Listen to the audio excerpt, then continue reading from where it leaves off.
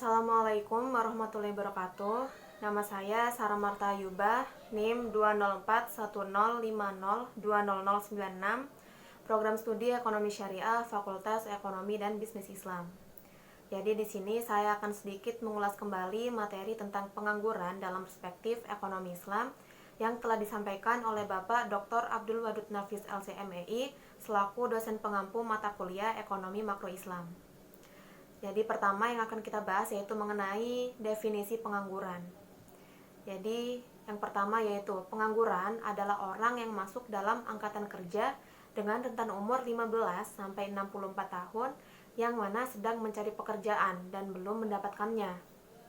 Terdapat beberapa hal yang menyebabkan pengangguran ini, seperti besarnya angkatan kerja yang tidak seimbang dengan kesempatan kerja yang ada, kemudian rendahnya keterampilan dan tingkat pendidikan, kemajuan teknologi, resesi ekonomi, pemanfaatan tenaga kerja antar daerah yang tidak seimbang, dan kebijakan pemerintah menghentikan pengiriman TKI ke luar negeri.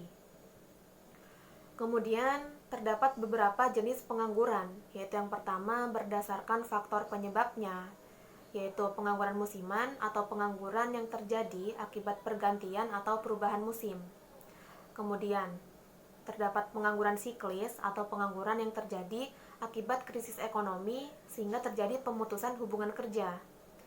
Kemudian terdapat pengangguran deasioner atau pengangguran yang terjadi akibat jumlah tenaga kerja lebih tinggi dari lowongan pekerjaan yang tersedia. Kemudian terdapat pengangguran struktural atau pengangguran yang terjadi akibat perubahan struktur ekonomi suatu negara. Yang terakhir terdapat pengangguran teknologi, yaitu pengangguran yang terjadi akibat kemajuan teknologi, sehingga tenaga manusia digantikan dengan tenaga mesin. Jenis pengangguran yang kedua, yaitu berdasarkan lama waktu bekerja, dibagi menjadi pengangguran terbuka, yaitu situasi di mana seseorang sama sekali tidak bekerja dan tidak berusaha untuk mencari pekerjaan. Bisa disebabkan dengan tidak adanya lapangan pekerjaan, ketidakcocokan antara kesempatan kerja dengan latar belakang pendidikan, dan dia tidak mau bekerja. Kemudian terdapat setengah menganggur, yaitu situasi di mana orang bekerja tetapi tenaganya kurang termanfaatkan, diukur dari jumlah jam kerjanya, produktivitas kerja, dan penghasilan yang diperoleh. Contohnya yaitu orang yang bekerja sebagai tenaga pekerja lepas atau freelance, di mana tidak ada kepastian mengerjakan pada waktu tertentu. Kemudian yang terakhir yaitu pengangguran terselubung, terjadi karena tenaga kerja tidak bekerja secara optimal. Kondisi ini disebabkan adanya ketidaksesuaian antara pekerjaan dengan bakat dan kemampuan dari tenaga kerja, yang mana dampaknya tentu akan berpengaruh pada produktivitas kerja dan penghasilan yang rendah. Kemudian kita akan membahas cara-cara untuk mengatasi pengangguran, yaitu yang pertama bisa dengan cara perluasan kesempatan kerja melalui perluasan produksi, peningkatan investasi, peningkatan eksplor, dan penggalakan program padat karya yang mana melibatkan banyak tenaga kerja dalam melakukan suatu proses produksi. Kemudian yang kedua bisa dengan cara mengurangi urbanisasi guna mencegah pengangguran di kota-kota besar. Kemudian bisa juga dengan cara memperbaiki mutu pendidikan, yang mana bisa menciptakan keseimbangan antara dunia kerja dengan dunia pendidikan. Kemudian, dengan cara pengendalian laju pertumbuhan penduduk melalui program keluarga berencana. Yang terakhir yaitu bisa juga dengan cara penyediaan informasi tentang kebutuhan tenaga kerja melalui kerjasama antara perusahaan dan perguruan tinggi dalam melaksanakan kegiatan job fair dan magang. Nah, jadi dari sudut pandang Islam, pengangguran bukanlah tanggung jawab dari pemerintah. Nah, karena ini termasuk tanggung jawab dari berbagai pihak, termasuk umat Islam.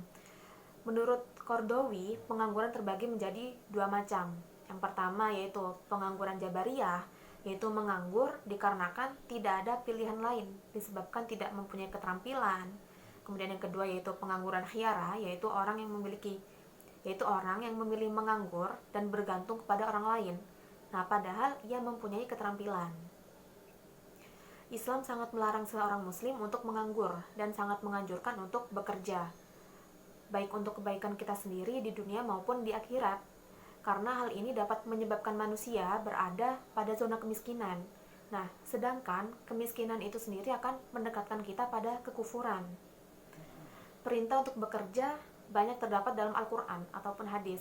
Nah, kita diperintahkan untuk bekerja, namun bukan sekedar upaya untuk mendapatkan rezeki, tapi juga sebagai ibadat seorang hamba kepada Allah, menuju sukses di akhirat kelak. Dan segala sesuatu harus diniatkan pada kebaikan agar mendapatkan hasil yang baik juga. Tingkat pengangguran di negara yang mayoritas berpenduduk muslim relatif tinggi, contohnya yaitu Indonesia. Jadi masalah pengangguran merupakan salah satu isu ekonomi yang dibahas oleh para pakar yang perlu dicari solusi penyelesaiannya.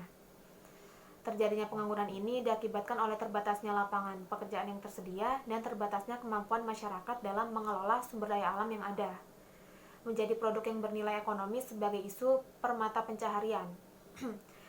Kemudian salah satu intelektual muslim kontemporer yang banyak menulis dalam bidang ekonomi Islam berpendapat pengangguran dapat diatasi dengan beberapa langkah, yaitu mendorong berkembangnya industri kecil dan mikro oleh pemerintah dengan tindakan esensial yang dapat memberdayakan para pelaku industri kecil dan mikro, pengaktifan zakat secara maksimal, mobilisasi tabungan yaitu dengan mudharabah dan musyarakah melalui lembaga-lembaga perekonomian umat maupun lembaga keuangan syariah.